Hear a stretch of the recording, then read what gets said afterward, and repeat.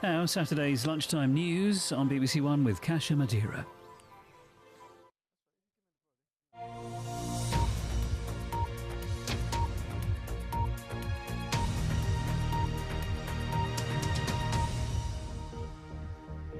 Hello, good afternoon.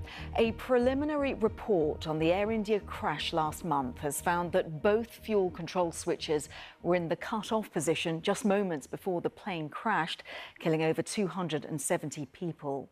The switches are used to turn engines on or off. Attention's now being focused on those switches and the two pilots in the cockpit. Air India Flight 171 came down just 40 seconds after takeoff. It was on its way to London Gatwick from Ahmedabad. From there, Samira Hussain sent us this report. Just moments after takeoff, the unthinkable. The focus of the investigation, not the mechanics of the plane, but what happened in the cockpit and the actions of the pilots. According to data from the flight recorder, the fuel control buttons were switched from the on position to the cutoff position shortly after takeoff. One of the pilots is heard asking the other why he cut it off. He responded he had not. By the time the error was reversed, it was too late. These switches can't be inadvertently just knocked and, oh my God, I've switched the thing off.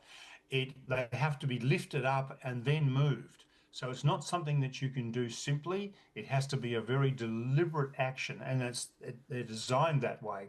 So there's a lot of questions still out there. Is this a pilot issue? Is it a maintenance issue?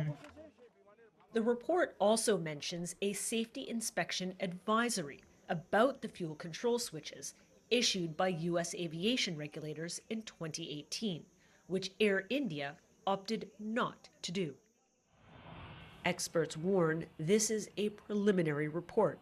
More details will emerge in the coming months and years. This is as close as we can get to where the accident happened. In fact, the plane went down just further that way, just seconds after takeoff, and killing more than 250 people.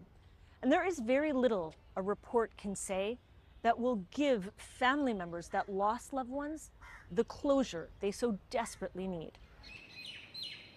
Shweta Parihar's husband, Abhinav, was on his way back to London. He was meant to fly later in the month, but decided to come home early to be with his wife and 11-year-old son. My son